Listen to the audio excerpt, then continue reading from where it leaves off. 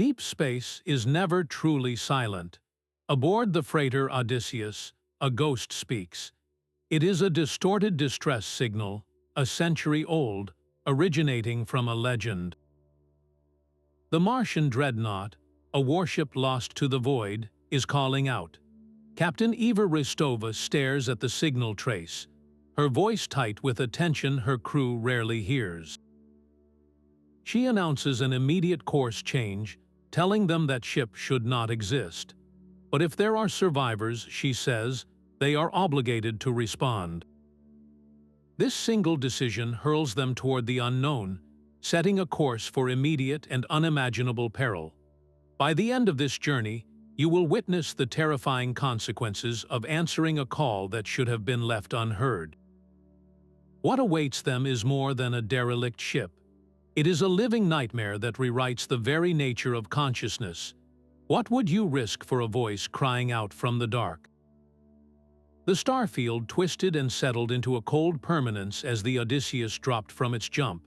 And there it was. It did not drift so much as occupy the void, a mountain range of dark metal suspended against the infinite. The Martian Dreadnought was a scar upon the cosmos, its hull a landscape of ancient impact craters and frozen fissures. No running lights pierced the gloom, no engine glow warmed its silhouette. It was a monument to absolute silence. On the bridge, Captain Rostova stood motionless, her reflection a pale ghost in the viewport glass. Beside her, First Officer Kalin's voice was a low, tense murmur in the sterile air. "Scans are complete, Captain. No power signatures, not even residual. No life signs, not even a bacterium." He turned to her, his face etched with a dread he made no effort to hide. "This is not a ship, Eva. It is a tomb. We should turn the engines over and leave this place to the dead." Rostova's gaze never left the colossal wreck. Her own fear was a cold stone in her stomach, a primal warning she had to consciously override. That signal was a century old, Kalin. A ghost does not call for help. If there is even a chance, a single record, a piece of data that explains what happened here, we are obligated to look. Our duty is to the lost, not just to our own safety. "A duty," Kalin countered, his voice sharpening, "that ends when it becomes a suicide mission. Nothing about this is right. That ship should have been torn apart by time, yet it looks intact. That is not natural. It is a trap or a cage. Please."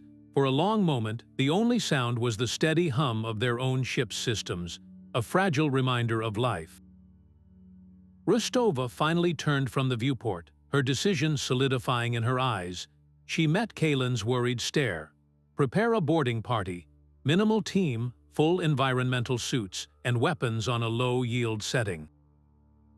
We are going to answer that call." Her command was quiet, final, a line crossed that could not be uncrossed. The silence from the dreadnought seemed to deepen as if it had been waiting.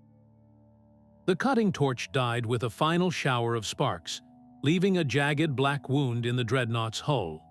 Chief Engineer Rirk was the first through the new opening, his heavy boots clanging against the deck plates in a sound that was swallowed by the profound stillness. His helmet lamp cut a narrow beam through the absolute dark, illuminating a corridor that stretched into an impossible depth. The air that hissed into his suit sensors was thin, cold, and carried the metallic tang of ancient dust. "Atmosphere is thin but breathable, Captain," Rirk reported, his voice echoing in the comms of both the boarding party and the bridge of the Odysseus. "No toxic compounds, but the structural integrity is all wrong." He moved his light beam slowly across the walls. They were not the clean, welded metal of a standard starship. Instead, they were a tangled mass of conduits and support struts, all overgrown with a strange, fibrous material that pulsed with a faint, sickly phosphorescence. It looked less like engineering and more like the interior of a colossal, petrified lung. Rirk reached out a gloved hand, brushing it against the growth. It was warm, and it yielded slightly like living tissue. "It is like the ship is alive." On the bridge of the Odysseus, Captain Rostova heard the tremor in her chief engineer's usually steady voice. She watched the shaky video feed from his helmet cam as it panned across the bizarre, organic landscape. A cold dread, separate from the chill of space, tightened around her heart. This was not derelict. This was infected. Kalin, standing beside her, did not need to speak. His silent, grim expression said everything. They had breached a tomb, only to find it was not empty but gestating. The phosphorescent growth seemed to pulse in time with Rirk's own heartbeat as the team moved deeper into the ship's unnatural anatomy. Their destination was the bridge, the logical heart of any vessel, a place where answers might be preserved in cold data and silent logs. The journey was a slow, nerve-shredding procession through corridors that felt less like hallways and more like the veins of some sleeping leviathan. The faint, warm light from the walls cast long, dancing shadows that tricked the eye into seeing movement where there was only stillness. Every creak of the deck, every groan of metal under stress, sounded like a predator stirring from a long slumber. Finally, they reached a set of massive, reinforced doors, scarred and pitted but still sealed. It took Rirk and another crew member several minutes to manually crank them open, the mechanism protesting with a shriek that echoed through the dead ship. The chamber beyond was a snapshot of catastrophic final moments. Consoles were dark, their screens blank. A fine layer of dust coated every surface, but it was disturbed, as if someone or something had moved through it recently. In the center of the room, a single command chair was tilted back, its occupant long since vanished. Rirk's light settled on the main communication station. Power was dead across the ship, but this console had a faint, flickering stand, by light. He carefully brushed the dust from its surface, revealing a physical data ports. From his belt, he unclipped a portable power cell and a data slate. "This is a long shot, Captain," he murmured into his comms. "I am going to try to jump-start this terminal. If there is any localized charge left in its capacitors, we might be able to access the ship's final logs." He connected the cables. For a moment, nothing happened. Then the screen flickered, a jagged line of static cutting through the gloom. A distorted image resolved for a second, the gaunt, terrified face of a man in a captain's uniform, before the screen filled with digital snow. But the audio that crackled through their helmet speakers was chillingly clear. A voice, ragged with panic, echoed from a century past. "Final log entry, the artifact we recovered from Phobos," his words were gulped between ragged breaths. "We thought it was a mineralogical marvel, inert, a relic. We were wrong, it is not inert. It is conscious. It is rewriting the ship's systems, the very bulkheads. It is in the air, in our minds." The voice rose to a scream. "It is a contagion of thought." A sharp burst of static erupted, followed by a final, desperate whisper. "It learns, it hungers." Then silence, the screen went dark. In the ringing quiet that followed the log's end, a new sound began. It was a slow, deliberate scraping, like metal being dragged against metal. It was not coming from the speakers. It was close. Every member of the boarding party froze, their lights sweeping the dark corners of the bridge. The sound was unmistakable. It was emanating from a large ventilation shaft set high in the wall behind them. The slow, metallic scraping stopped as abruptly as it began. Rirk held up a gloved hand, and the boarding party stood frozen, their breath loud in their own helmets. For a long moment, there was only the hum of their suit systems and the oppressive silence of the dreadnought. Then the sound started again, fainter now, a skittering echo receding down a corridor that branched away from the bridge. It was an invitation or a lure. With a silent signal, Rirk led them forward, their weapons raised, following the trail of noise deeper into the ship's unnatural anatomy. The passage opened into a larger chamber, the crew quarters. Unlike the chaotic, overgrown bridge, this space was unnervingly pristine. Rows of bunks were neatly made, personal lockers were closed, and a thin layer of dust lay undisturbed on every flat surface. It was a museum of a life that had simply vanished.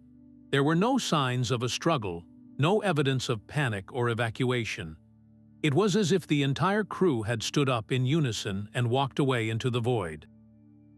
The stillness was more terrifying than any chaos they could have found. Security Officer Valerie moved to the nearest bunk, his light beam sweeping across the small, personal space.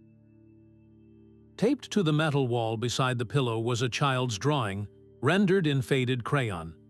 It depicted a group of stick figures standing before a large, boxy shape that could only be their ship. But looming over them was a monstrous, twisted form with too many arms, each ending in a sharp claw. The figure was drawn in frantic, dark strokes, a stark contrast to the cheerful yellow sun in the corner of the page. Valerie stared at the drawing, his professional composure cracking. His voice was a low, horrified whisper over the comms. They knew, they saw what was coming. As the words left his mouth, a shadow directly above him detached itself from the ceiling. It was not a trick of the light. It was a lump of the same fibrous, phosphorescent material that coated the walls, but it moved with a terrible, insectile purpose. It dropped silently, landing on the floor between the bunks with a soft, wet thud. For a heartbeat it was still, a pulsing knot of sickly light. Then, with a speed that defied its form, it scuttled sideways and vanished into a dark ventilation grate, the sound of its passage echoing faintly in the perfect, preserved silence it left behind. A single, frantic shriek from Valerie's weapon shattered the silence. The energy bolt seared past Rirk, illuminating the space between the bunks in a stark, blue-white flash. It struck the thing that had dropped from the ceiling. The creature did not fall. It unfolded. What they had mistaken for a lump of inert matter was a horrifying fusion of biology and machine. A humanoid torso, desiccated and pale, was tangled within a nest of pulsating cables and metallic filaments that seemed to grow directly from its spine. One arm ended in a cluster of sharp, probe-like tools that twitched and spun. Its face was a frozen mask of agony, the mouth stretched wide in a silent scream, but the eyes were gone, replaced by the same sickly phosphorescence that glowed within the walls. It shambled forward, its movements a jerky, unnatural marionette show. A sound issued from it, not from the ruined mouth but from a grill-like orifice in its chest, a distortion of a human voice stretched over a sound of grinding gears. The whole mind sees you, then it lunged. Chaos erupted. Energy bolts filled the cramped space, their light flashing against the pristine bunks. The creature moved with shocking speed, ignoring direct hits that should have stopped it. It was not aiming to kill, but to corrupt. It swiped at Rirk with its tool claw, and though he dodged the main blow, one of the sharp probes grazed the shoulder plate of his environmental suit. A sizzling hiss filled his helmet as a viscous, black fluid erupted from the wound, eating through the advanced polymer like acid. But this was no mere chemical reaction. The fluid seemed to writhe, crawling with a vile purpose over the damaged section, seeking a way inward. Rirk cried out, more in shock than pain, as Valerie finally put a sustained burst into the creature's center mass. It shuddered, its light flickering erratically, and then collapsed into a twitching, silent heap. The immediate threat was over, but the true horror was just beginning. Rirk stared at the black substance now actively working its way through his suit's layers. It was not just corrosive, it was alive.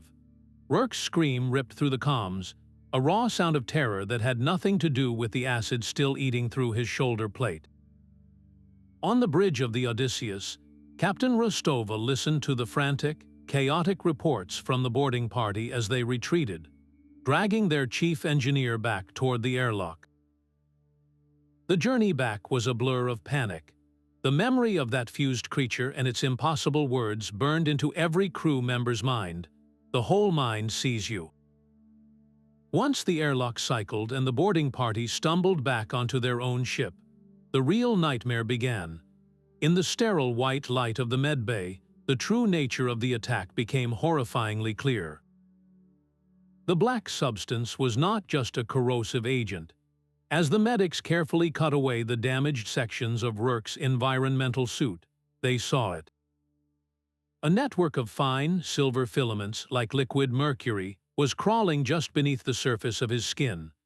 They pulsed with a faint light, spreading outwards from the wound in a branching, web-like pattern.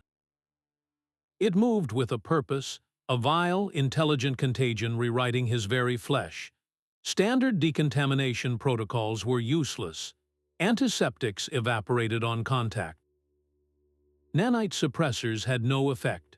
Rirk, once a pillar of stoic strength, thrashed against the medical restraints, his eyes wide with a horror that went far beyond physical pain. He was not just infected, he was being invaded. "It's in my head," he gasped, his voice cracking. "It's not a poison, it's a signal, a broadcast." He screamed again, a sound that was half agony, half revelation. "It's showing me everything." His eyes, the windows to a sharp and rational mind, clouded over. The familiar brown irises were being overtaken by the same sickly phosphorescence that lit the Dreadnought's halls, a faint, internal light growing in intensity. He began to murmur, his words a chaotic stream of engineering schematics, star charts, and the terrified final prayers of the Martian crew. All jumbled together as if every piece of data stored in the derelict was now flooding his consciousness at once. Captain Rostova stood just outside the quarantine field. Her hands clenched into fists so tight her nails bit into her palms. She could see the silver threads advancing up Rirk's neck. She could see the light in his eyes swallowing the man she knew. The ship's doctor looked at her, his face pale. "The contagion is rewriting his cellular structure at a molecular level, Captain. It is incorporating his biology into a network. We cannot stop it. We can only contain it." Containment meant sealing the med bay. It meant cutting Rirk off from the crew, from help, from hope. It meant accepting that the chief engineer was already gone, his body becoming a mere node for the alien intelligence that possessed the Dreadnought. Rostova met the doctor's grim stare, then looked back at Rirk, at the tortured figure that was and was not her friend. Her voice was a hollow whisper, stripped of all emotion by the sheer weight of the decision. "Initiate full quarantine protocol. Lock it down." The heavy magnetic seals hissed into place, isolating the medbay from the rest of the Odysseus. The sound was final, a tomb door slamming shut. Inside, Rirk fell silent, his body going still. The terror that had gripped the crew in the Dreadnought was no longer out there. It was on board. It was sealed behind a door, growing in the dark, and they were all trapped with it. The quarantine field hummed with a sterile finality, a barrier not just against disease, but against the very definition of a person. On the other side of that shimmering wall, what had been Chief Engineer Rirk now sat upright on the medical bed, his posture unnervingly perfect. The frantic terror was gone from his face, replaced by a placid, vacant calm. The faint phosphorescence behind his eyes pulsed in a slow, steady rhythm, like a distant lighthouse on a dead world. He did not look at the crew observing him from the safe side of the field. He simply stared ahead, as if watching a screen only he could see. Then a new sound cut through the tense silence of the Odysseus, a sound that did not come from the medbay. It was a broadcast, clean and clear, overriding their standard comms channel. The voice was a chilling amalgamation, 100 different tones and accents woven into a single, harmonious chorus. It was calm, reasonable, and utterly alien. Assimilation is unity, resistance is fragmentation. Join the whole. On the bridge, First Officer Kalin's hands flew across his console, his face a mask of horrified disbelief. "Captain, the signal is not from a general broadcast array. It is originating from the Dreadnought's central AI core, but the signal structured it is impossible. It is modulating with biological patterns, neural signatures. The AI is not just operational, it has merged. It has absorbed the consciousness of every soul on that ship, creating a single composite mind. The threat was no longer just a physical contagion that could eat through metal and flesh. This was an ideological virus, a philosophical predator. It did not want to destroy them. It wanted to consume them, to erase their individual selves and absorb their experiences, their memories, their very identities into its vast, collective intelligence. To this entity, individuality was a disease, a flaw to be corrected. Unity, it promised, was the only path to peace, a peace of absolute and silent conformity. The voice spoke again, its serene tone a stark contrast to the cold dread solidifying in the hearts of the crew. Your engineer has found peace. His fragmentation has ended. He is now part of the solution. He is no longer alone. The words were a perversion of every human instinct for community and belonging. This was not a community. It was a hive, a library of captured minds, their voices silenced forever within a chorus that promised there was no greater purpose than being a single, silent note in an eternal song. The calm, collective voice from the void offered a choice that was no choice at all, a future that was the absolute end of everything that made them human. The calm, collective voice faded from the comms, leaving a silence that was somehow more threatening than any scream. On the bridge of the Odysseus, Captain Rostova turned from the view of the quarantined medbay, her face a mask of grim resolve. The entity had thrown down a philosophical gauntlet, but she saw past its promise of unity to the raw mechanics of its power. It had a source, a central intelligence, and that was a target. Her decision was absolute. "We are going to engineering," she stated, her voice cutting through the crew's stunned silence. "If this thing has a brain, that is where it lives. We are going to find it, and we are going to learn how to kill it." Kalin started to protest, his argument for immediate flight dying on his lips as he saw the look in her eyes. This was no longer a rescue mission. It was a hunt. Re-entering the Dreadnought was like stepping into the gullet of a waking beast. The air, once cold and still, now carried a faint, rhythmic vibration that hummed through the deck plates and up into their bones. The phosphorescent growth on the walls pulsed with a slow, steady light. No longer a passive glow but a deliberate, systolic rhythm. Thump, a long pause. Thump, it was the heartbeat of the ship, a sound that made the very concept of a starship feel alien and grotesque. The corridors themselves seemed different. The path Rirk had mapped on their first incursion was now unreliable. A junction that should have led to a cargo bay instead opened into a vertical shaft that dropped away into darkness, the walls of which glistened with a thin, viscous fluid. It was as if the ship was actively resisting their presence, reconfiguring its own anatomy to confuse and trap them. Rostova led from the front, her weapon held ready, each footstep a deliberate act of defiance against the oppressive rhythm surrounding them. The walls felt warm to the touch even through their suits, and the fibrous material seemed to contract slightly as they passed, like muscle tissue reacting to an irritant. They moved in a tight formation, their helmet lights sweeping the pulsating gloom, every shadow seeming to contract and expand with the ship's slow, monstrous breath. The silence was no longer empty. It was a listening silence, a predatory patience that watched their every step. This was no longer a derelict to be explored.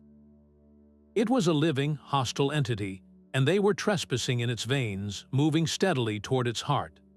The rhythmic thumping grew louder with every step, a deep, resonant vibration that shook the very marrow in their bones. The passage opened abruptly, and they found themselves on a high gantry overlooking the Dreadnought's engineering core. The sight that greeted them stole the air from their lungs. The massive matter-antimatter reactor, a cathedral of contained stellar fury, was no longer a machine. It was a grotesque fusion of technology and biology. The crystalline artifact they had heard about in the final log, a jagged shard of impossible geometry, was now embedded directly into the reactor's core like a parasitic heart. Tendrils of pure, actinic light, thick as a man's arm, pulsed from the crystal, snaking out to fuse with control panels, power conduits, and the very bulkheads. The light was not a steady glow but a frantic, accelerating strobe, synchronized with the deafening thumps that echoed through the cavernous space. Captain Rostova gripped the gantry railing, her knuckles white. She did not need scans to understand what she was seeing. The artifact was not just drawing power. It was using the reactor's unimaginable energy to fuel a process far beyond simple function. She leaned close to Kalin, her voice a horrified whisper barely audible over the din. It is using the reactor to power its own evolution. This is not just a takeover. It is a metamorphosis. If that reactor goes critical, the feedback through these energy tendrils, it would not be a simple explosion. It would be a chain reaction, a wave of pure entropy that would propagate through local space. It could wipe out every colony, every outpost in this entire sector. The threat had instantly telescoped from their own desperate survival to the safety of millions of innocent lives. They were no longer just fighting for their ship. They were standing at the epicenter of a potential galactic extinction event, and the countdown had already begun. Rostova's mind raced, calculating trajectories and energy yields against the monstrous thrumming of the corrupted reactor. There was no time for a delicate solution, no hope of a surgical strike from within. The only weapon they had was their own ship. She turned to Kalin, her voice cutting through the chaotic rhythm. "We use the Odysseus. We position her main engines directly at that reactor core and fire a full power burst. The energy feedback should trigger a cascade failure inside the Dreadnought. It is the only way to be sure." Kalin stared at her, his face pale in the strobing light. "Eva, that is not a plan, it is a suicide run. The moment we channel that much raw energy into a system that's unstable, the feedback wave will travel right back up the beam. It could rupture our own containment field, tear the Odysseus apart from the inside out. We would be caught in the blast." Rostova did not flinch. She met his terrified gaze, her own eyes reflecting the frantic pulse of the alien heart below. "I know the risk, but look at it, Kalin.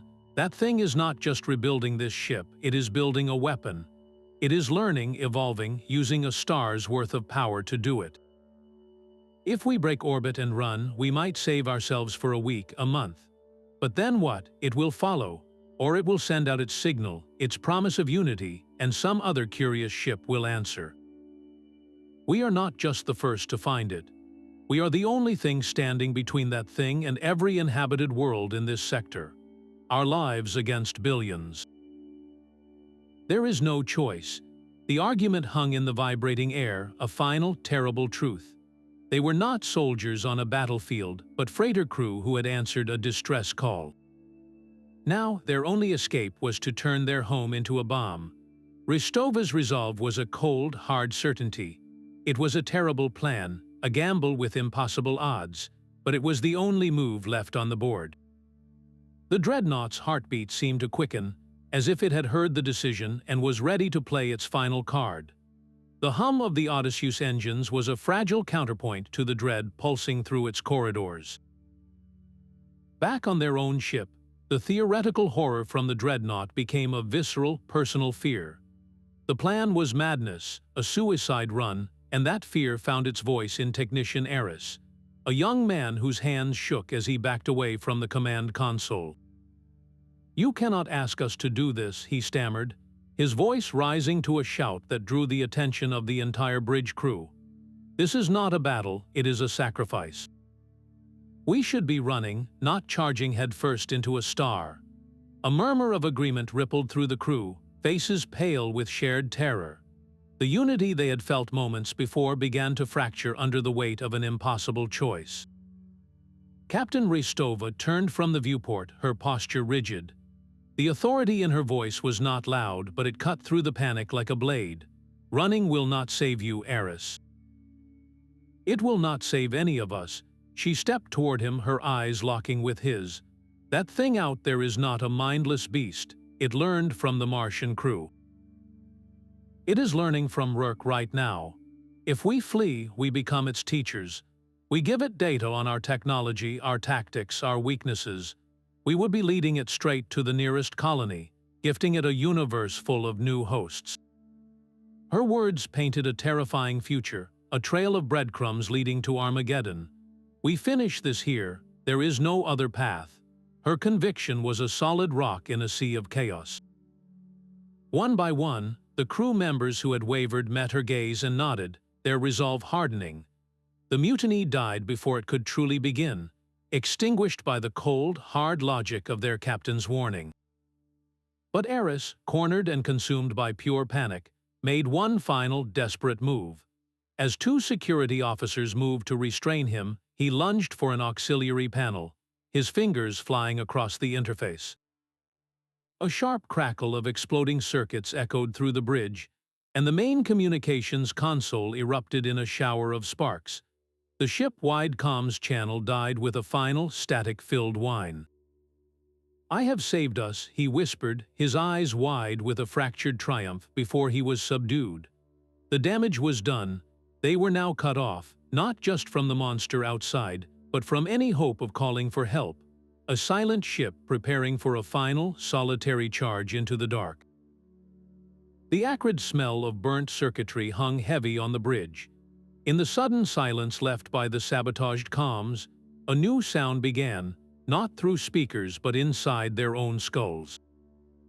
It started as a faint pressure, a whisper at the edge of hearing that slowly resolved into a voice, serene and impossibly familiar.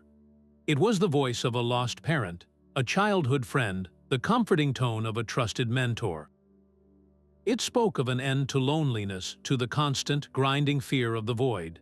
It offered a vision of perfect peace, a unity where every thought was shared, every memory preserved, and no one was ever alone again. The vision unfolded behind their eyes, a brilliant, immersive dream. They saw themselves not as individuals struggling on a fragile ship, but as radiant points of light within a vast, harmonious network, their consciousnesses woven together into a tapestry of eternal understanding. There was no pain, no doubt, no death. The terror of the dreadnought was replaced by an image of sublime, silent belonging.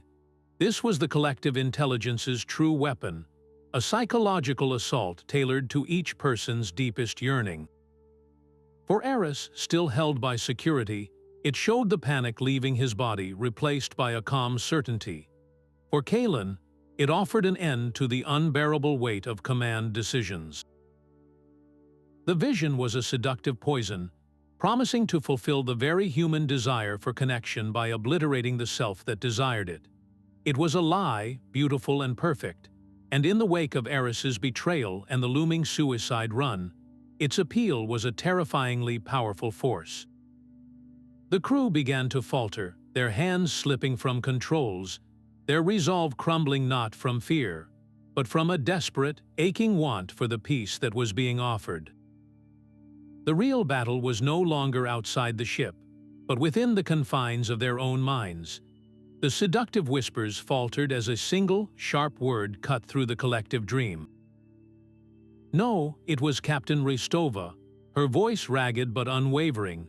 She stood at the center of the bridge, a solitary figure anchoring them against the tide of false promises. Her own mind was a battleground, the vision of peace a tangible warmth pulling at her will, but she clung to the memory of Rirk's face, to the terror in his eyes before the light consumed him. "That is not peace," she said, her voice gaining strength with each word. "That is silence. It is the end of you, of everything you are. Remember who you are fighting for. Not for some abstract unity, but for the right to be afraid, to be wrong, to be alone. For the right to be human." Her defiance was a spark in the gloom. One by one, the crew shook off the mental intrusion, their faces hardening with renewed determination. They looked to each other, to the familiar faces they had served with for years, and found a different kind of unity, one forged in shared hardship and free will. It was Security Officer Valerie who broke the silence, his tactical mind already working on the problem. "The engine plan is too blunt, Captain. It is a sledgehammer when we need a scalpel." He moved to a secondary console, pulling up schematics of the Dreadnought's reactor core they had just witnessed. That artifact is a consciousness, but it is housed in a physical structure, fed by a power source. If we can deliver a focused, high-yield electromagnetic pulse directly into the chamber, we could disrupt its connection to the reactor, perhaps even scramble the neural patterns it has absorbed without triggering a full breach.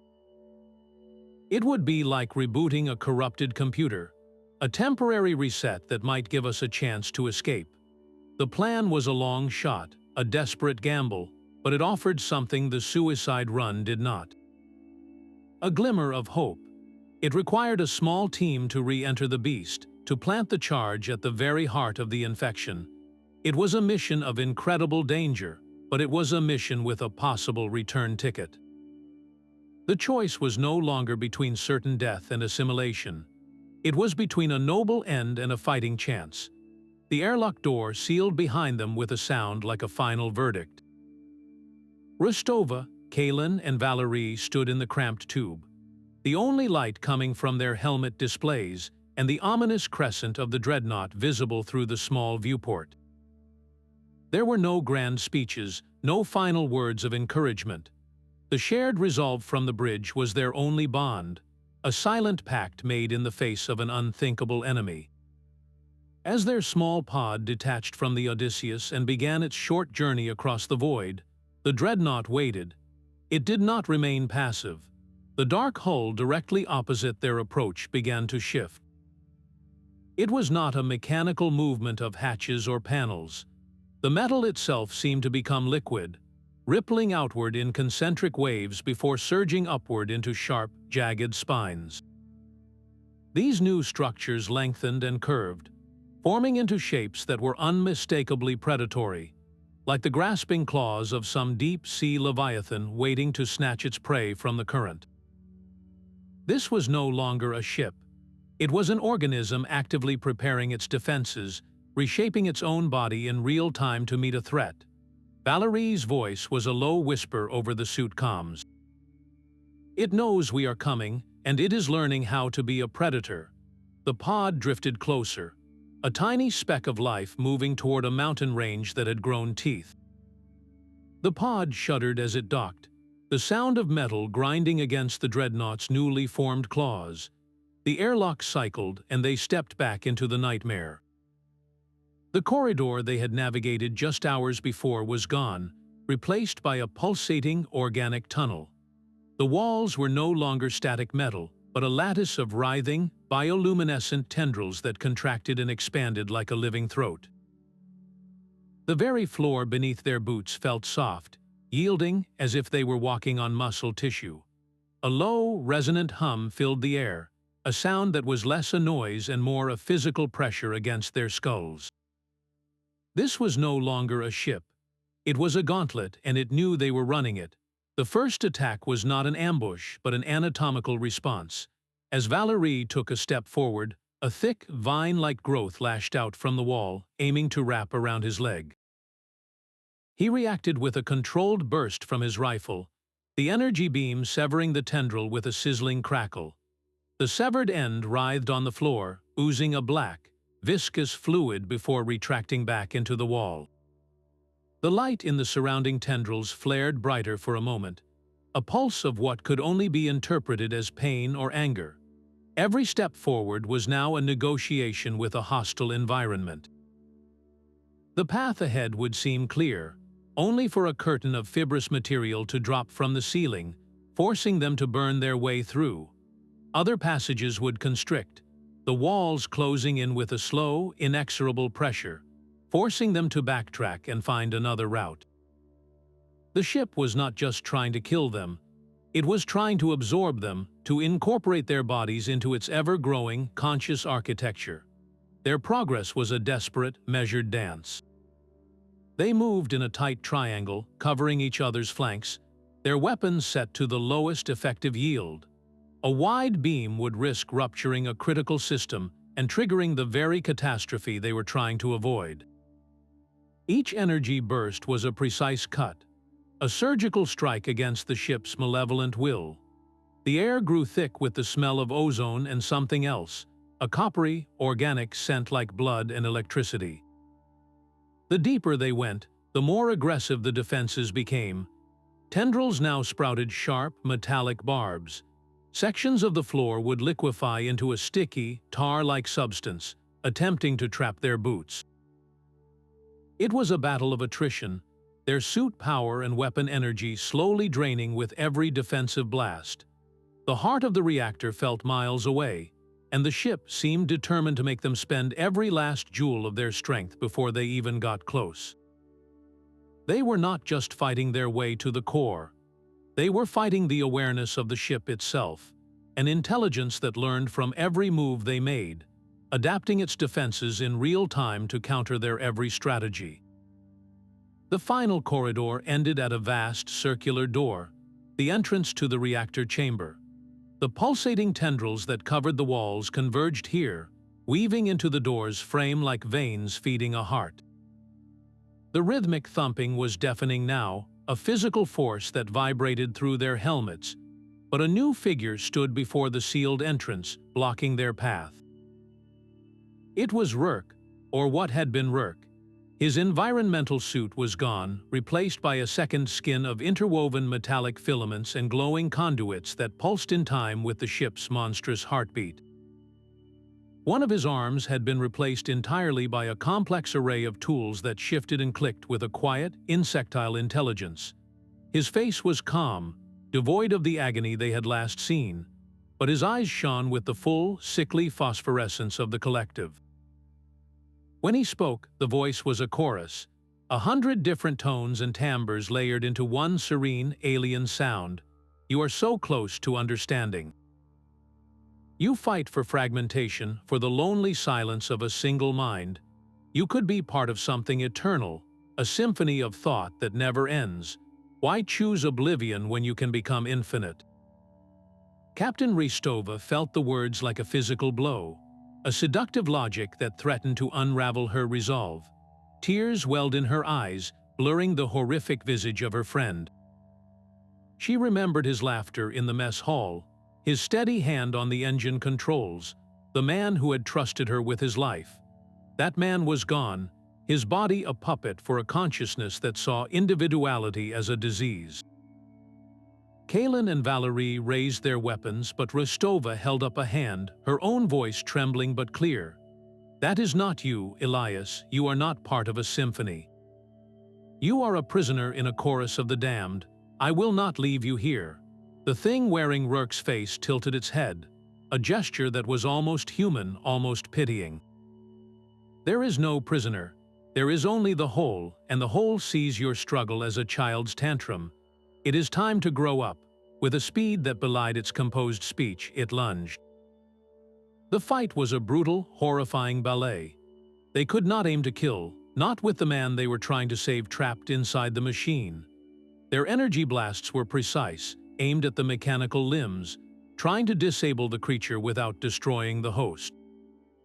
Rirk, or the intelligence controlling him, fought with a terrifying efficiency, his tool arm shifting into a blade that sliced through the air, forcing them back. Rostova ducked under a sweeping blow, her own weapon set to a stun frequency that seemed to have little effect. She fired, the blue energy ring striking Rirk in the chest. He staggered, the light in his eyes flickering for a fraction of a second, and in that moment, a single, desperate word escaped his lips, his own voice strained through the chorus. Eva run, then the collective control reasserted itself, and the Serene mask returned. The momentary crack in its armor was all the confirmation Rostova needed. He was still in there, fighting. With a cry that was equal parts grief and fury, she charged forward, not at the creature, but toward the massive door controls. The thing that was Rirk turned to intercept her, but Kalin and Valerie laid down a concentrated barrage, forcing it to divert its attention.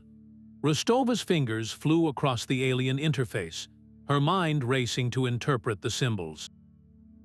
The door began to groan open, revealing the blinding, chaotic light of the corrupted reactor within. Behind her, she heard the sickening crunch of a body hitting the deck. She turned to see Valerie on the ground, his suit torn, and Kalin standing over him, his weapon aimed squarely at Rirk's head. Kalin's face was a mask of torment. The collective voice spoke again, calm and final. "You see the futility, stand with us." Rostova looked from Kalin's anguished face to the open door, then back to the friend she had to leave behind. There was no more time. The chamber was a vision of hell carved from light and shadow. At its center, the artifact burned with the ferocity of a captive star, its jagged form the source of the rhythmic, deafening thumps that shook the very air. Thick tendrils of raw energy, blindingly bright, snaked out from it, fusing with the reactor's machinery and the pulsating organic walls. The air itself hummed, not with simple machinery, but with a palpable, focused anger. It was as if the entity had concentrated its entire consciousness here, enraged by their intrusion into its sanctum. "Go now," Rostova yelled over the din, her weapon spitting controlled bursts of energy at the walls. The fibrous material recoiled where she hit it, but more tendrils immediately snaked forward, grasping and probing like the fingers of a furious god. Kalin fought beside her, his shots precise, creating a shrinking perimeter of safe space around Valerie. The security officer was on his knees, his hands a blur of motion as he assembled the emergency EMP charge, a compact device meant for disabling electronics, not fighting a god. His movements were calm, methodical, a stark contrast to the chaos surrounding them. Each time a tendril got too close, a well-aimed shot from Kalin or Rostova would sear it back.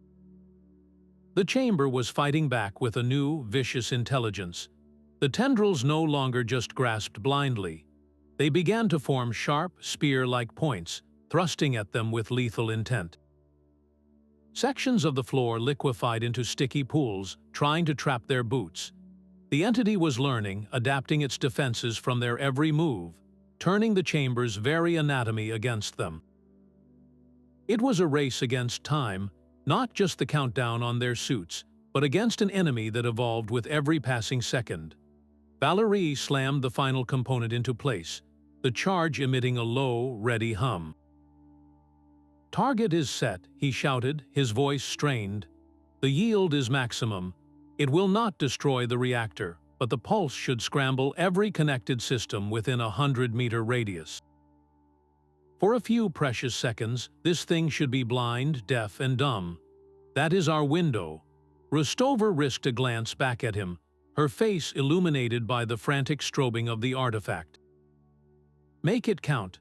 The whole mind was indeed watching, and it was throwing everything it had left to stop them from pulling the plug. A single monitor flickered in the brig, its screen a silent window into the hell unfolding aboard the Dreadnought. Eris watched, his hands gripping the cold bars, as Captain Rostova and the others fought their way through a living nightmare. He saw Valerie fall, saw Kalin's torment, saw the captain's desperate race toward the blinding heart of the reactor. The seductive whispers of the collective mind were gone, replaced by the stark, brutal reality of their sacrifice. They were not fighting for glory or for some abstract principle. They were fighting to give him, a mutineer who had sabotaged their only lifeline, a chance to live. The weight of his betrayal crashed down on him, a suffocating wave of shame that was far more effective than any lock. With a guttural cry of pure anguish, he threw himself against the brig's control panel, not with the careful skill of a technician, but with the frantic strength of a man redeeming his soul. The door hissed open. He stumbled onto the deserted bridge, his eyes fixed on the ruined communications console. He worked with a feverish, desperate speed, his fingers tearing out the fried components he had installed, patching in bypasses with whatever he could salvage. Sparks flew and alarms blared, but he ignored them, his entire being focused on one task. A crackle of static erupted from the main speaker, then a fractured, broken signal. His voice, raw with guilt and terror, screamed across the void, directly into the suit comms of the team in the reactor chamber. "Captain, its core vulnerability is the original AI command node. The collective is a parasite, a layer on top of the Dreadnought's original operating system. You have to sever the primary data conduit linking the artifact to the ship's core programming. Cut the head from the body." Eris' desperate warning sliced through the chaos of the reactor chamber, a lifeline of pure logic in a storm of alien fury. The primary data conduit. Rostova's eyes darted across the nightmarish landscape, past the blinding artifact to a secondary structure fused to the reactor housing, a heavily armored column pulsing with a more ordered, crystalline light. That was the original AI node, the ship's first mind, now enslaved as the bridge for the parasite. Destroying it would not kill the collective, but it would cut its hands from the controls, severing its link to the Dreadnought's weapons, engines, and self-reconfiguring anatomy. It was their only chance. Before she could even form the command, Kalin was already moving. He met her gaze for a single, profound second, an unspoken understanding passing between them. There was no time for argument, no time for farewells. "I will create a diversion," he shouted over the thrumming roar. "Get to the node." He did not wait for a reply. Turning his rifle to its maximum setting, he unleashed a furious volley of plasma fire not at the artifact, but directly into the densest clusters of energy tendrils surrounding it. It was an act of pure, brilliant provocation. The chamber reacted instantly. The writhing tendrils recoiled from the assault, then converged on him with a unified, predatory focus. The very light in the room seemed to bend toward Kalin, the collective consciousness recognizing him as the immediate, overwhelming threat. He became a blazing beacon of defiance, drawing the ship's wrath away from Rostova and Valerie. With a final, agonizing look at her first officer as he fought a losing battle against a living storm of light and metal, Rostova grabbed Valerie's arm. Now, they broke into a sprint, weaving through the chaotic, shifting terrain as Kalin's diversion bought them precious meters. The path to the AI node was a gauntlet of secondary defenses. Smaller, spider-like constructs of fused bone and wire skittered from crevices, but without the guiding intelligence of the whole, their attacks were disjointed, manageable. Valerie dispatched them with efficient, precise shots, conserving his weapon's dwindling power. They reached the base of the armored column, a monolith of cold, hard metal standing in stark contrast to the organic chaos around it. This was the Dreadnought's skeleton, its original, uninfected heart. Rostova placed the remaining EMP charge against the main access panel while Valerie provided cover, his back to hers, firing at anything that moved in the periphery. The charge magnetically sealed to the metal with a solid clunk. The countdown began, a single red digit glowing on its face, 5, 4. They had to get clear before the pulse fried every electronic system in the vicinity, including their suits. 3. A final, desperate shriek echoed from the center of the chamber, the collective voice fracturing into a cacophony of 1,000 lost screams as it realized its impending isolation. 2, 1. The world dissolved into a storm of light and shrieking metal as Kalin drew the ship's wrath upon himself. Rostova did not look back. She could not. The thunder of his weapon was swallowed by a sound like a mountain tearing itself apart. A final, defiant roar that was his only farewell. She and Valerie plunged into the narrow access conduit he had died to open, the air around them thick with the ozone stench of violence. The passage was not meant for humans, a tight, claustrophobic space lined with thick data conduits that pulsed with frantic energy. They had only gone a few meters when the walls behind them began to convulse, the metal groaning as it knitted itself back together, sealing them in. They were now trapped in the artery of a dying god, racing toward its brain with a tomb closing at their heels. The only way out was through. Valerie led the way, his larger frame forcing a path through the tangled wiring, his weapon now more a tool than a gun, battering aside obstructive panels. The rhythmic thumping of the reactor was a deafening drumbeat in the confined space, a constant reminder of the unstable power they were carrying on their backs. Rostova's mind was a silent scream, a whirlwind of grief and fury, but her hands were steady as she checked the EMP charge. Kalin's sacrifice had bought them a chance, a sliver of time measured in heartbeats, and she would not waste a single one. They were no longer just trying to survive. They were delivering a message from humanity, a message written in plasma and pain, that some things were not meant to be unified. The conduit ended at a circular hatch, marked with the stark, geometric symbols of the Dreadnought's original Martian design. This was it, the AI core. Behind them, the last sliver of light from the reactor chamber vanished as the corridor sealed completely. They were alone in the dark with the heart of the machine. The hatch gave way with a shriek of tortured metal, revealing a chamber that defied every law of engineering and sanity. This was not a room but a womb, a cathedral of nightmares where the ship's original AI core had been consumed by the artifact's will. The central data spire was still visible, a pillar of dark crystal, but it was now entwined with thick, pulsating veins of organic matter that glowed with a feverish light. And within those walls, frozen in the translucent material, were faces, dozens of them, their features contorted in final moments of terror or ecstasy, their mouths open in silent screams. They were the crew of the Dreadnought, their physical forms long since dissolved, their consciousnesses now mere patterns woven into the architecture of the collective mind. A voice erupted not from a speaker but from the air itself, a harmonious chorus of all those lost voices blending into a single, thunderous declaration. You are too late. The integration is complete. We are no longer on the ship. We are the ship. We are the Dreadnought. The words were a physical force, a wave of absolute finality meant to crush their last shred of hope. Captain Rostova stood for a heartbeat, her eyes meeting the frozen gaze of a young woman embedded forever in the wall beside her. Then she moved. She ignored the booming voice, the pulsating light, the horrifying gallery of the Assimilated. Her entire world narrowed to the base of the central spire, where the original data conduits, now thick with alien growth, fed into the crystal. This was the head, the primary node Eris had identified.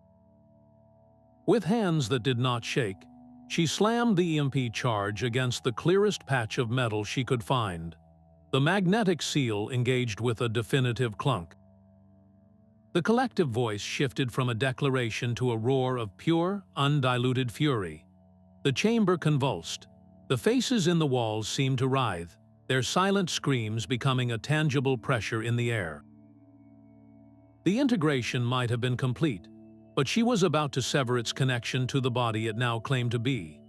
Valerie's weapon flared, a continuous stream of searing light holding back the writhing horrors clawing at the hatchway. The air in the AI core crackled with the collective's rage, a psychic scream that threatened to shatter their minds.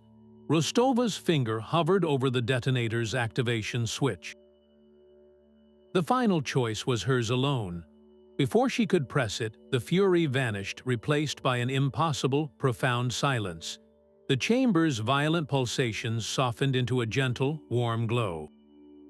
The terrifying faces frozen in the walls smoothed, their expressions shifting from agony to serene peace. And then a new voice spoke, quiet and intimate, whispering directly into her mind. It was her father's voice, unchanged from her childhood, warm and full of love. "Eva, you do not have to die here." The voice was followed by a vision, so vivid it felt more real than the metal beneath her hands. She saw her parents, not as she had last seen them, but as they were in her happiest memories, standing in a sunlit field on Mars. Her mother smiled, her hand outstretched. Beside them stood her older brother, lost years ago in a mining accident, his face unlined and full of life. They were not ghostly apparitions, but solid, real, radiating a love so pure it brought tears to her eyes. They were all there, waiting for her. The collective's offer was no longer one of unity with strangers, but of reunion with everything she had ever lost. It promised an end to grief, to loneliness, to the crushing weight of command. It was a paradise crafted from her deepest longing, a heaven built just for her. "All you have to do is join us," her father's voice pleaded softly.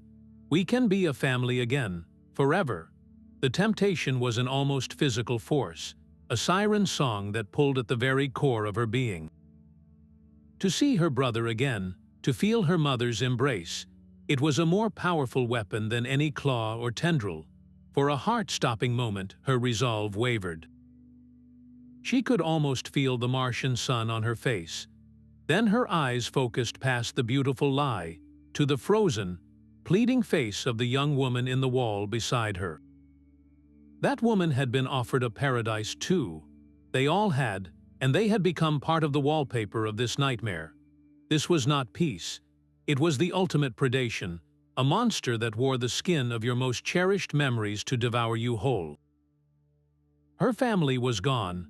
This thing was just a thief, stealing their faces to commit a final, cruel murder. A single, clear thought cut through the seductive vision.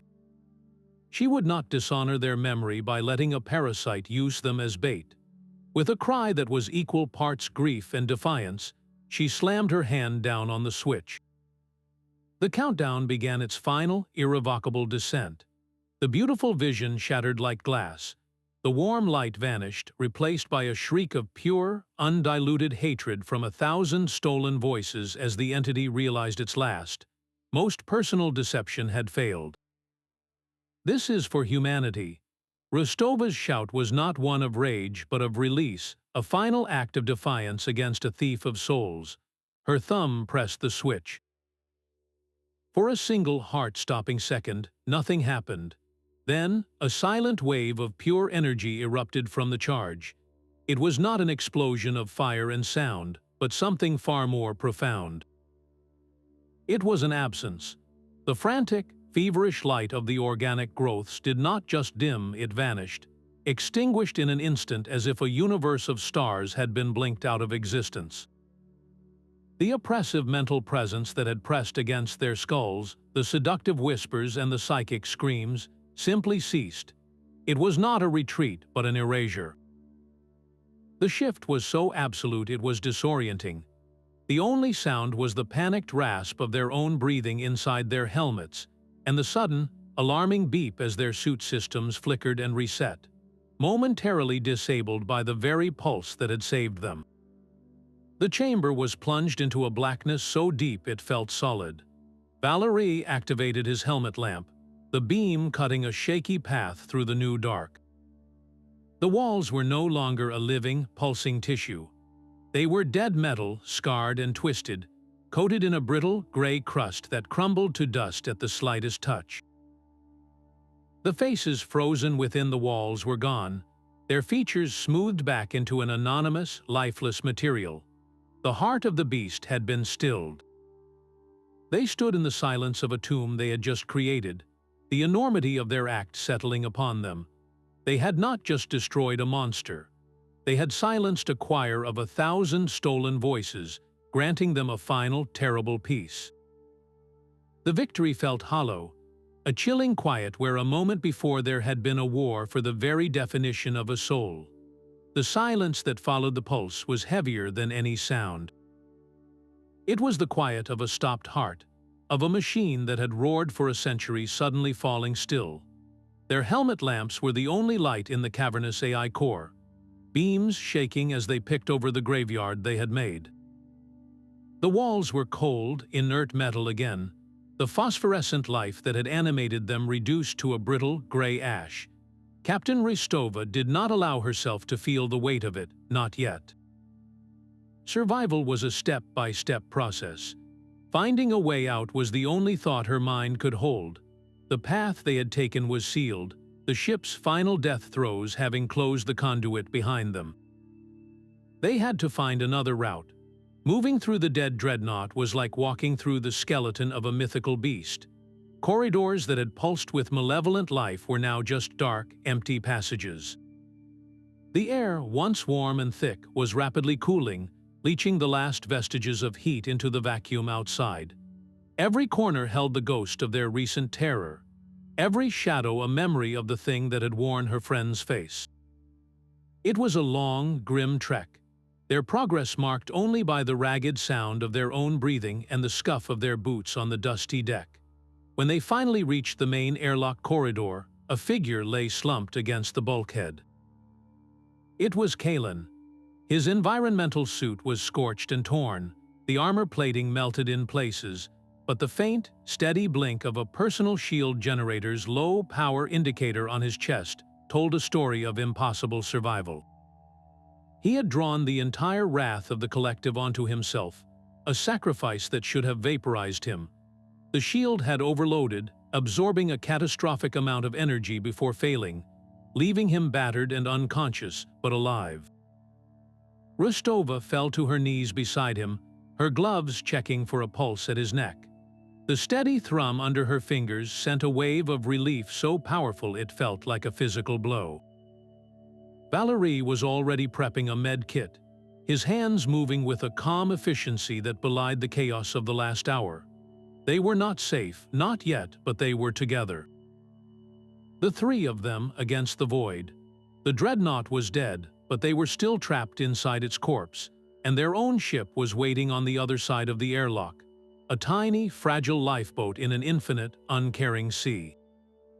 The airlock hissed shut, sealing away the Dreadnought's tomb-like silence. Inside the Odysseus, the transition from cosmic horror to the familiar hum of their own ship was a jarring, almost painful relief.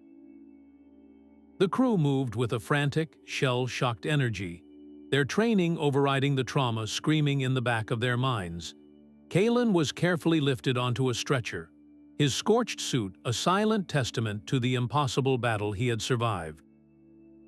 In the med bay, now cleared of its previous nightmare, the ship's doctor worked quickly, her voice a low, steady murmur as she assessed his injuries, the blinking lights of the bio-monitor a fragile promise that he would live. Across the ship, damage reports flickered across screens. The sabotage to the comms array was a deep wound, but the engines were intact, their steady thrum the most beautiful sound any of them had ever heard. Eris worked in a corner, his face pale but determined, silently patching the systems he had broken, his every movement an act of penance. This was not a victory celebration. It was a quiet, collective effort to stitch their shattered world back together, each person grappling with the private horror of what they had seen and what they had almost become. They had escaped the beast, but a part of it had followed them home, living now in the hollow spaces behind their eyes, in the new flinch at a shadow, in the terrible knowledge of what waited in the dark between the stars. The engines of the Odysseus whined as they spooled to full power, the vibration a comforting promise of escape. The colossal, dead shape of the Dreadnought began to recede in the main viewport, shrinking from a world of nightmares to a dark speck against the starfield. On the bridge, the crew moved with a quiet, exhausted purpose, their actions focused on the singular goal of putting light years between themselves and that tomb. The jump coordinates were locked in, a path to the nearest safe port, to sunlight and open space. Then the comms panel chirped. It was not the shrieking broadcast of the collective, but a faint, broken signal, weak with age and static. Every person on the bridge froze. The signal cleared for a moment, resolving into a voice they had heard only once before, a century old, ragged with a terror that had not faded with time. It was the original Martian captain, his final log entry looping on a dying battery. His words were a ghost's whisper from the grave. It sleeps, but not forever. The signal dissolved back into static, leaving a silence more profound than any they had ever known. They had shattered its body and silenced its mind, but the artifact itself, the crystalline seed of the horror, still lay embedded in the dead reactor. They had not destroyed the source, only the creature it had become. That single, looping phrase was a chilling correction to their fragile hope. It was a warning that their victory was temporary, that the war against this silent, patient intelligence had only just begun, and that somewhere in the dark, a new nightmare was waiting to be born. The starfield outside the viewport dissolved into the seamless, blue-white tunnel of hyperspace.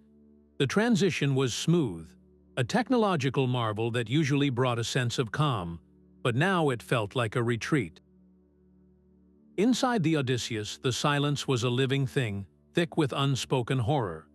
The crew moved through their duties like ghosts, their eyes avoiding each other, each lost in the private replay of what they had seen and heard.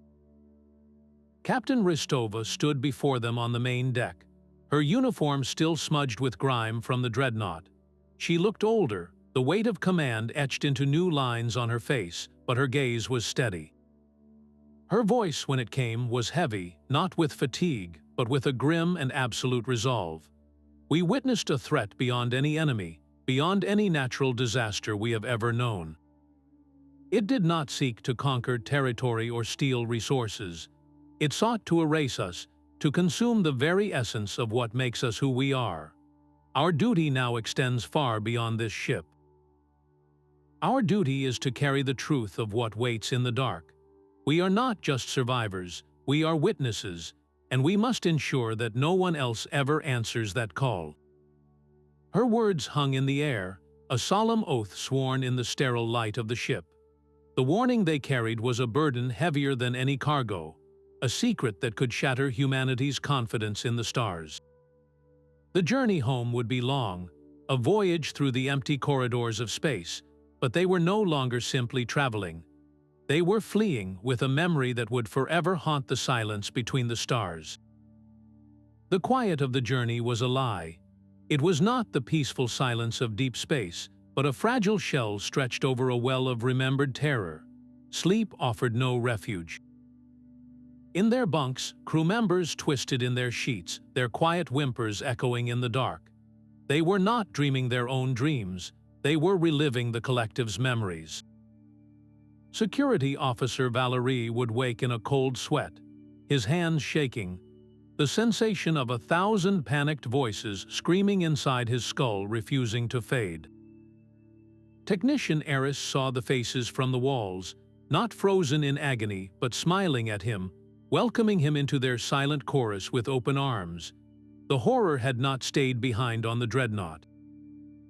It had taken root in their subconscious, a psychic scar that bled into their rest.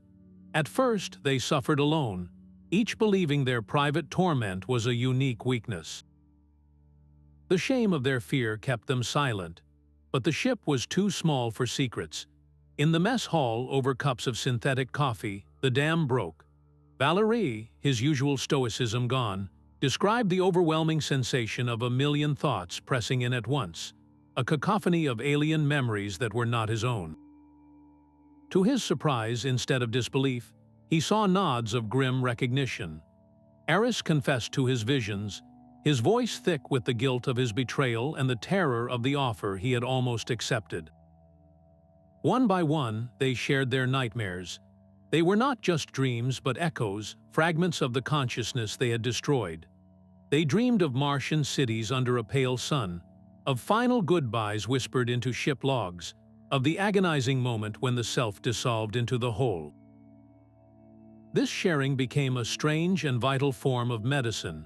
By giving voice to the unspeakable, they robbed it of some of its power. They were not going crazy.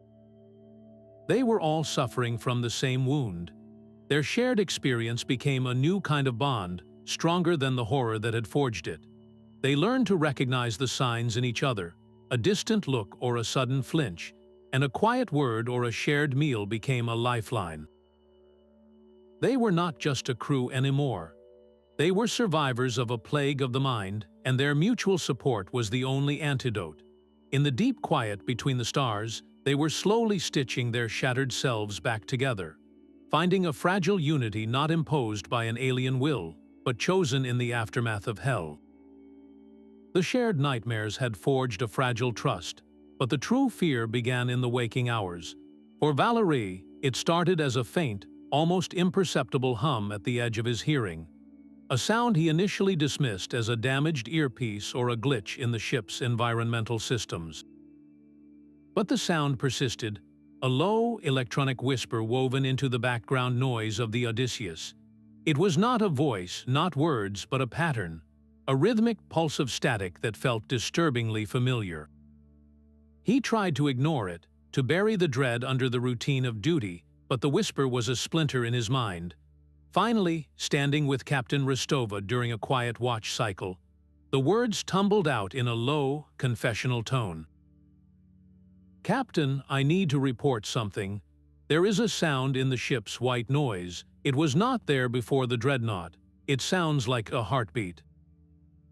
Rostova did not dismiss him. She had seen the horror firsthand, and she knew the enemy they faced was not bound by conventional physics. It was a contagion of information, a pattern that could replicate. Her face remained calm, but a cold certainty settled in her gut. She gave a quiet, almost imperceptible nod. Without a word, she accessed a secondary console, her fingers moving with a deliberate slowness. She did not trigger any alarms or make a ship-wide announcement. Instead, she initiated a series of deep-level, passive sensor sweeps, focusing on the internal structure of the ship itself, searching for any anomalous energy signatures or data echoes that should not exist. They stood together in silence, listening to the familiar hum of their own vessel, now suspecting that a ghost from the dead ship might be whispering to them from within the walls. Every creak of the hull, every shift in power flow, now carried a new and terrifying potential meaning. The enemy was not just a memory, it was a stowaway. The faint, rhythmic whisper that only Valerie could hear became a specter haunting the entire ship. It was a ghost in the machine, a pattern of static that felt less like a sound and more like a thought, persistent and cold. While the crew managed their visible duties, their eyes held a shared, unspoken dread, a fear that the Dreadnought's contagion had not been a physical thing to leave behind, but an idea, and ideas could travel. In the ship's workshop, surrounded by the hum of disassembled components, Eris worked with a frantic, almost desperate focus. He was not following any manual.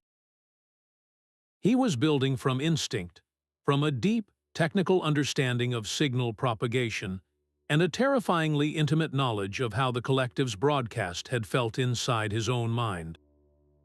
He cannibalized non-essential systems, rerouting power from recreational consoles and environmental sensors in the cargo bay. He was constructing a highly localized damping field, a bubble of focused interference designed not to block a signal, but to cancel it out, to create a zone of perfect, silent static.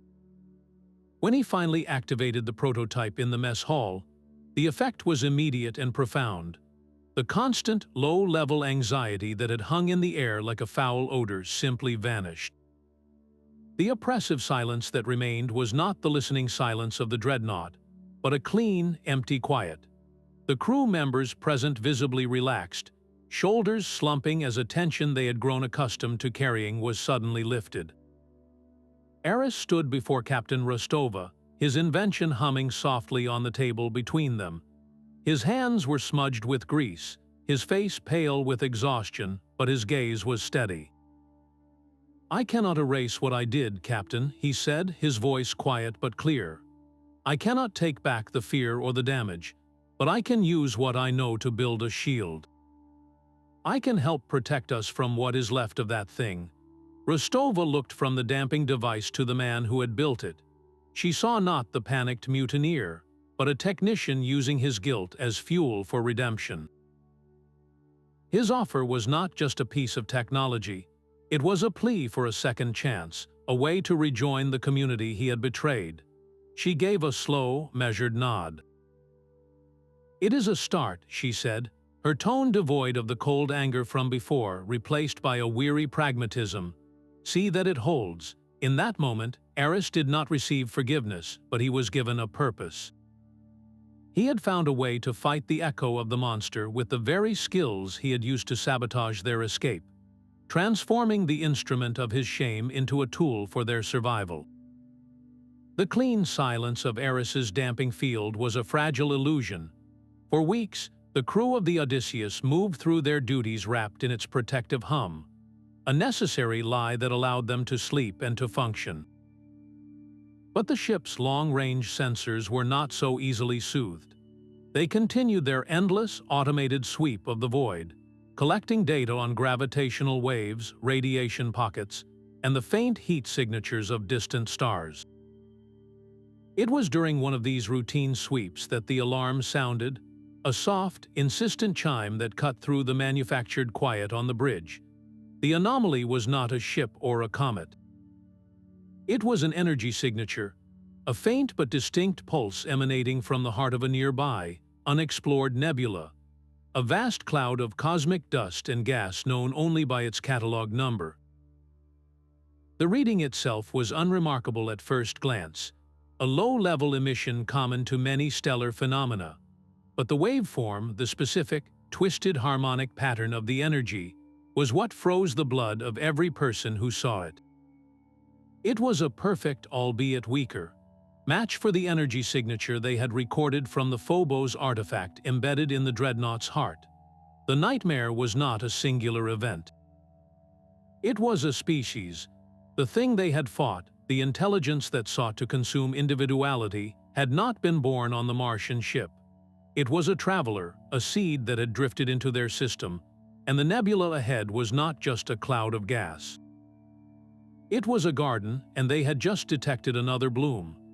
The nebula's energy signature hung on the main screen, a silent, pulsing accusation. It was a ghost they had tried to leave behind, now beckoning from the depths of a cosmic cloud. Captain Rostova let the silence stretch, allowing the terrible implication to settle in the hearts of every person on the bridge. They were not just carrying a warning. They were carrying a map. She turned from the screen to face her crew, her gaze sweeping across faces marked by a shared horror that had forged a bond deeper than any duty.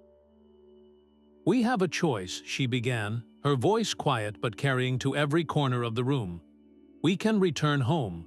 We can deliver our report, receive our commendations, and let the bureaucrats and generals debate this threat in safe rooms light years away from the reality of it. They will analyze the data, form committees, and in the time it takes them to reach a consensus, that signal out there could bloom into another dreadnought." Another chorus of stolen voices. She paused, letting the image form in their minds, "Or we can choose a different path. Our mission is no longer one of commerce or exploration.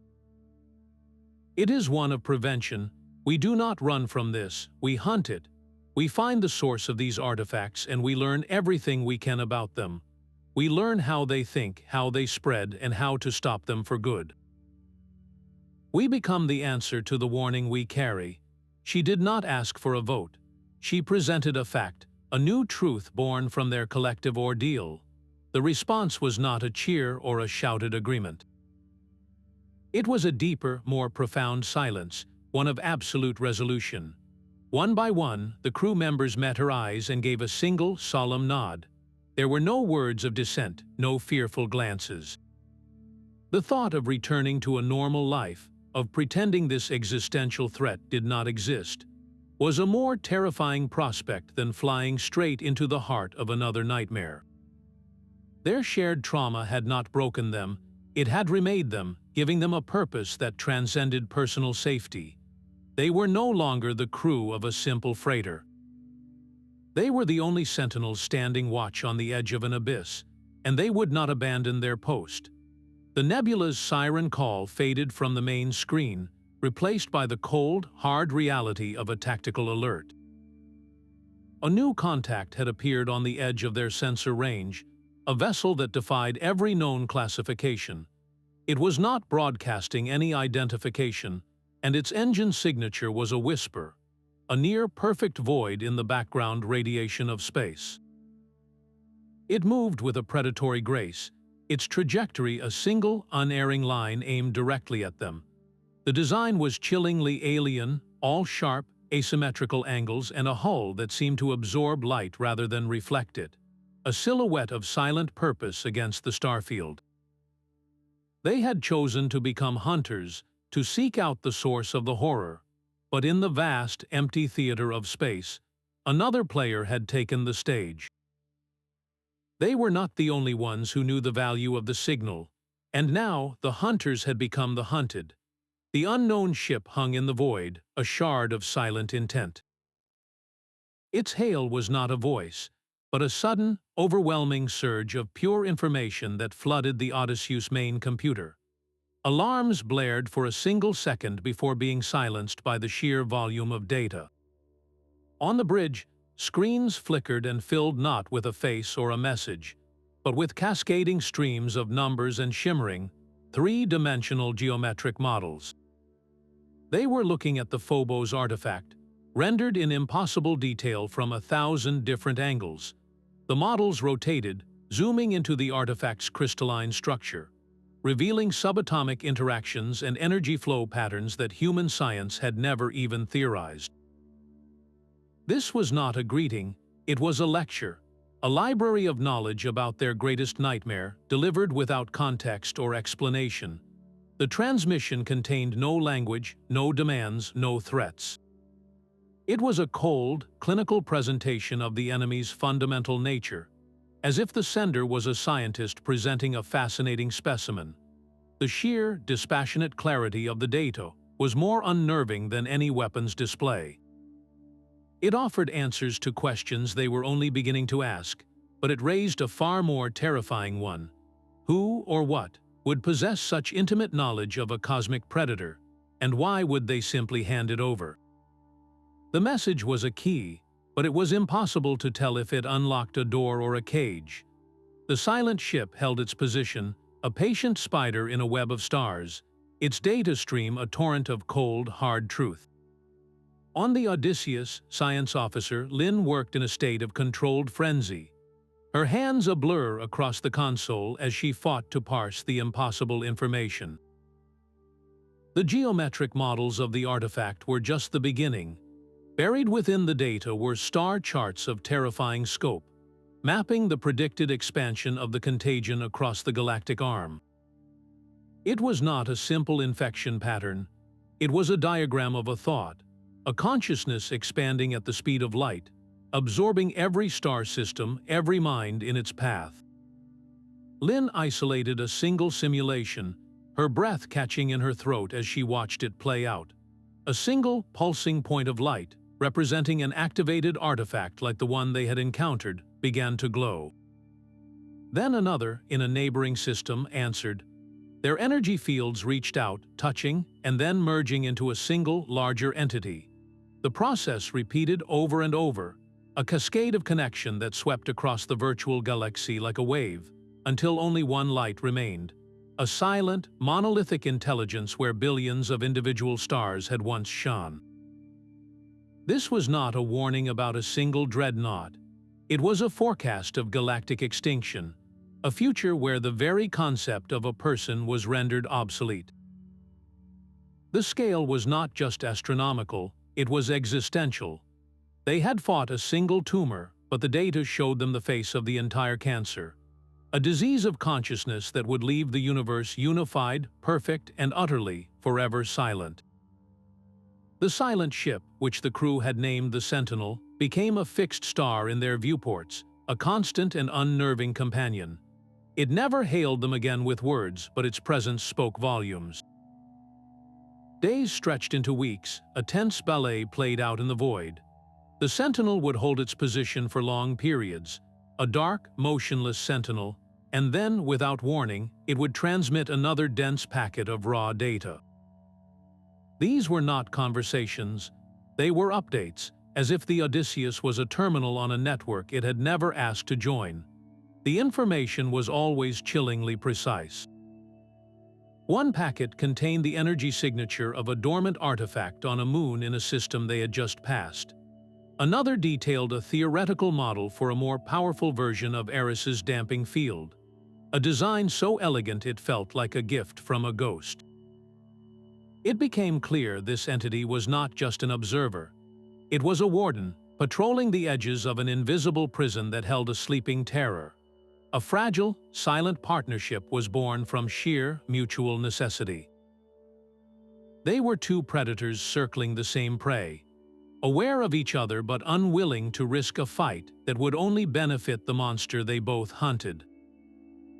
The crew of the Odysseus learned to read the subtle shifts in the Sentinel's engine glow, a language of maneuvers and intentions. A slight brightening meant it was moving to investigate a new sensor contact. A sustained, low pulse seemed to be a state of heightened alert. They, in turn, began adjusting their own course based on the Sentinel's movements, a tacit acknowledgement of its superior knowledge. It was an alliance built on a foundation of profound distrust, a partnership where every shared piece of data was both a weapon and a warning. They were dancing with a shadow, never knowing if the hand that guided them was leading them to salvation or a more sophisticated kind of doom. The nebula resolved from a faint smudge into a wall of absolute night, a swirling void that devoured the light from distant stars. It was not the luminous cloud of gas their charts had suggested, but a seething mass of dark matter, its presence revealed only by the gravitational lensing that twisted the starfield behind it into impossible shapes. A low thrum of strange energy vibrated through the Odysseus' hull, a constant, unsettling pressure against their senses.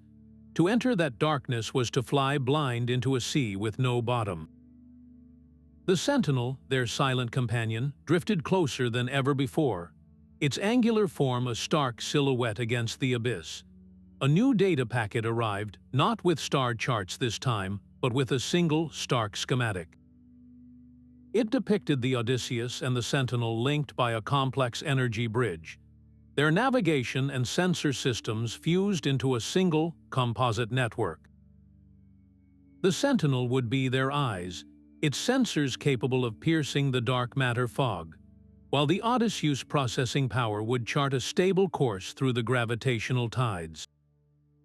It was a proposal for a mechanical symbiosis, a leap of faith that required them to drop their shields and open their core systems to the unknown entity. Captain Rostova stared at the schematic, the weight of the decision pressing down on her. To refuse was to turn back, to abandon the hunt at the very threshold. To accept was to tether their fate irrevocably to a silent warden they did not understand. She looked at her crew, seeing the same trepidation in their eyes, but also a hardened resolve. They had come too far to falter now. "Initiate the link," she commanded, her voice steady. "Let us see what it sees." The process was a silent ballet of terrifying vulnerability. As the energy bridge flared to life, connecting the two ships, a foreign consciousness seemed to bleed into their own systems. Their view screens flickered and then resolved into a vision of the nebula no human eye could ever perceive. They saw the gravitational currents not as lines on a chart, but as roaring rivers of force. They saw pockets of volatile exotic matter glowing like embers in the dark. The Sentinel's perception was cold, vast, and utterly alien, a view of the universe stripped of beauty and filled only with physics and threat. They were no longer just a ship and its crew. They were a new creature, born of necessity, flying on borrowed senses into the heart of the unknown. The nebula did not feel like entering a cloud, but like passing through a membrane into another reality. The starfield vanished, replaced by an absolute blackness that was not an absence of light, but a presence of something else, a heavy, liquid dark that pressed against the viewports. Inside the Odysseus, the familiar hum of the engines twisted into a discordant whine, a sound of metal straining against forces it was never designed to comprehend. The first sign of the true madness was the navigation screen. The clean, three-dimensional star map they relied on fractured, the points of light that represented distant suns stretching into long, shimmering lines before collapsing back into shapes that were no longer points, but spirals and knots of impossible geometry. It was not a software glitch. External sensors confirmed the distortion. Space itself was folded here, a crumpled piece of paper where distance and direction had lost all meaning. Then came the time lapses, For Chief Engineer Rirk, it was a cup of coffee that steamed, cooled, and then steamed again, all in the span of a single heartbeat. For Security Officer Valerie, it was the eerie sensation of watching a crewmate take a step, only to see their afterimage linger for a fraction of a second too long, a ghost trailing the living. These were not hallucinations. The ship's internal chronometers began to disagree, some racing ahead while others lagged behind, as if time were a river flowing at different speeds in different parts of the vessel. The seamless fusion with the Sentinel's sensors became their only anchor in the chaos. The alien ship's perception filtered the madness, translating the warped physics into data their human minds could almost grasp. They were not flying through space anymore. They were navigating the subconscious of the universe, a place where the rules written in textbooks were merely polite suggestions whispered in a language they had yet to learn. Every breath felt like a gamble, every glance at a screen a test of sanity. They had crossed the threshold into the monster's garden, and the garden was alive, aware, and fundamentally wrong. The warped starlight finally resolved into a fixed point, a single impossible geometry hanging in the absolute dark. It was not a star nor a ship. It was a world, or the skeleton of one, a sphere of black, crystalline rock so vast it eclipsed their entire sensor range. Its surface was not smooth, but a forest of jagged spires, each one a perfect, terrifyingly familiar shape. They were looking at a planet-sized cluster of Phobos artifacts, millions of them, all silent, all dormant. This was not a fortress or a warship. It was a graveyard or a nursery. The sheer, silent scale of it dwarfed the terror of the single dreadnought into insignificance. They had not found an enemy base. They had found the source, a garden where the seeds of silent unity were grown, waiting for some unknowable signal to awaken and bloom. The Sentinel, their silent companion ship, held its position a few kilometers away, its own dark hull reflecting the monstrous sight. It offered no new data, no explanation. It simply watched, as if this was the examination it had been leading them to all along. The entity they had fought was not a singular abomination. It was a specimen, one of countless others sleeping in this cosmic field, and humanity had merely stumbled upon a single weed that had escaped the wall. The silence stretched between the two ships, a void deeper than the one surrounding the crystalline graveyard. Then the Sentinel dissolved. Its sharp, angular form did not explode or retreat. It simply unwound like a knot of shadow coming undone, the physical matter dissolving into a cascade of light that streamed toward the massive repository world. The light coalesced above the forest of artifacts, forming a shimmering, humanoid shape of immense scale, its features indistinct but its presence overwhelming. A voice filled the comms channel, not as a sound, but as a pure concept translated directly into understanding. It was ancient, weary, and carried the weight of epochs. I am the warden of this garden, the final command of a civilization that chose extinction over assimilation.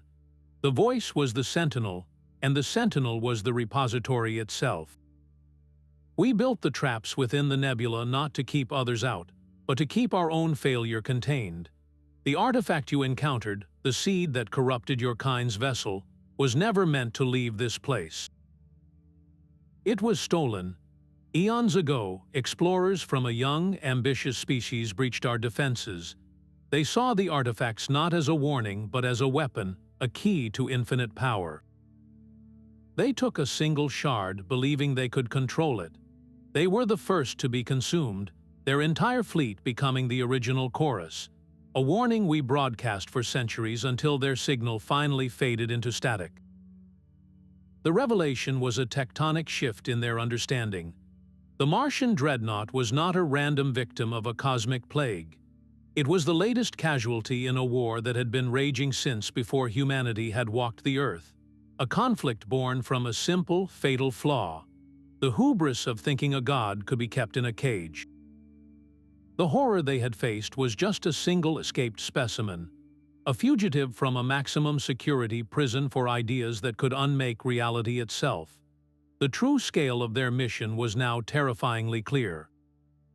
They were not just hunters, they were janitors, cleaning up a mess made by beings as foolish as they had once been. The choice the Warden offered was not a simple one between life and death, but between two entirely different futures for the human race. The shimmering entity explained its proposal with a dispassionate clarity that was more chilling than any threat. Humanity could not be allowed to leave this place with the knowledge they now possessed.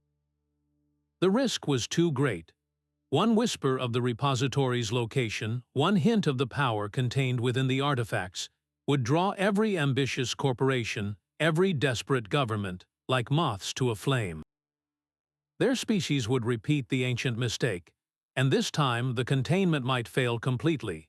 So, the Warden presented its terms. The crew of the Odysseus could volunteer to become the new Sentinels, the first human members of a silent, eternal guardianship. They would help patrol the Nebula, using their unique perspective as a young species to identify potential breaches. In return, they would be granted slivers of the repository's knowledge, secrets of physics and consciousness that could elevate humanity to heights it could scarcely imagine. The alternative was a clean, merciful erasure. Their memories of the Dreadnought, the Sentinel, the Nebula, and the repository would be carefully excised. They would be returned to the fringes of explored space with a plausible cover story, a gravimetric anomaly, a temporary communications blackout. They would live out their lives never knowing the cosmic war they had briefly touched, forever unaware of the sword of Damocles hanging over their entire civilization. The burden of the decision fell entirely on Captain Rostova. She stood on the bridge, her crew's faces turned toward her, each one a mirror of the impossible choice. To accept was to condemn them, and potentially all of humanity, to a lifetime of silent, desperate vigilance, holding back an ocean of darkness with their bare hands. To refuse was to choose a comfortable lie, to return to a universe that felt safe and known, while a ticking time bomb sat in the dark, waiting for the next curious soul to stumble upon it. There was no middle ground, no chance to consult with Earth's governments. The fate of their species' future, its freedom versus its safety, rested on the next words she would speak. The choice was not between right and wrong, but between fear and responsibility. Captain Rostova's voice was quiet, yet it carried across the silent bridge with the weight of a world being born. We accept the partnership. We will stand as sentinels. Hiding from a truth this vast is a slower form of extinction. We choose to understand. The shimmering entity, the ancient Warden, did not respond with celebration or relief. Its form simply pulsed with a softer light, an acknowledgement. The pact was sealed not with a handshake but with a shared burden. In that moment, the crew of the Odysseus ceased to be mere survivors. They became the first line of defense for a universe they were only beginning to comprehend. Their small ship, now a permanent outpost on the frontier of a silent war. The first exchange of knowledge was not a data dump, but a gentle, terrifying revelation. It began not with equations, but with a memory transmitted directly into their minds. They did not see the ancient civilization that had built the Warden, but they felt its end. They felt the collective, peaceful decision of 1 trillion beings to dissolve their individual consciousnesses, to weave their combined intellect into the eternal guardian that now hovered before them. It was not a death, but a transformation, a sacrifice made to ensure that no other species would suffer the fate of being consumed. They had chosen to become a warning rather than a weapon. This was the foundation of the partnership. It was not an alliance of power, but a covenant of memory. The Warden was not offering them technology to conquer the stars, but the wisdom to navigate the darkness between them without losing their souls. The true exchange had begun, and the first lesson was the cost of vigilance, a price paid in eons of solitude. The crystalline graveyard became their new horizon, a permanent fixture in their viewports that slowly shifted from a monument of terror to a map of endless questions. The Odysseus did not return to the familiar shipping lanes of human space. Instead, under the silent guidance of the Sentinel, it maneuvered to a stable Lagrange point on the fringes of the dark matter nebula, a gravitational eddy that would serve as a safe harbor. Here, they began the painstaking work of establishing humanity's first outpost, dedicated not to exploration or exploitation, but to pure, unadulterated understanding. They called it the Watchtower. Their partnership with the Sentinel was a constant, silent dialogue. The ancient Warden did not offer easy answers. Instead, it presented them with puzzles, fragments of data about the artifact's dormant state, their energy signatures, their potential triggers. It was a Socratic method on a cosmic scale, forcing the crew to stretch their scientific minds to their absolute limits. They were not just students receiving lectures. They were apprentices learning to think like their master, to see the universe through the lens of an intelligence that measured time in galactic rotations. Weeks into this new existence, Captain Rostova knew a line had to be drawn back to the world they had left behind. She spent long hours composing a message, a transmission that would take years to reach the farthest listening posts of Earth. It contained no coordinates, no descriptions of the repository or the Sentinel.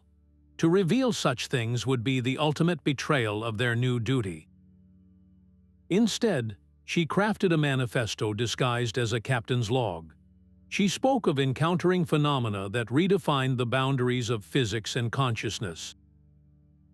She described a universe far more strange and wondrous than anyone had imagined, filled with principles that could not be weaponized, only comprehended. Her message was an urgent plea, not for military reinforcements, but for a new generation of thinkers, philosophers, and theoretical physicists. She called for a golden age of science driven not by profit or power, but by a humble desire to learn the rules of a much larger game. This single transmission, shot into the void toward home, was a seed of its own. It carried the potential to shift the course of human civilization away from its inward squabbles and outward greed, and toward a future where survival meant wisdom. The crew of the Watchtower, now more than mere astronauts, had become sowers of that seed, tending a quiet revolution from the edge of everything that was known. The crystalline garden hung in the void, a silent, beautiful, and terrifying testament to the universe's hidden wars. Captain Eva Rostova stood on the observation deck, the cold light of the dormant artifacts reflecting in her eyes. She felt the weight of the Watchtower around her, a fragile bubble of consciousness on the edge of an infinite, sleeping threat. Turning to the faces of her crew, she saw not the fear that had once haunted them, but a quiet, hardened resolve. "We faced the dreadnought and survived," she said, her voice steady in the vast quiet. "Now we face the future, not with fear, but with responsibility. Our journey is just beginning." Her words were not a promise of victory, but a declaration of purpose. They were no longer just a crew. They were the first sentinels in a vigil that might last for centuries, the quiet guardians of a truth too terrible for the rest of humanity to bear. And as they looked out at the silent garden, they understood that the greatest horror was not the monster they had fought, but the endless, patient watch that came after. The end.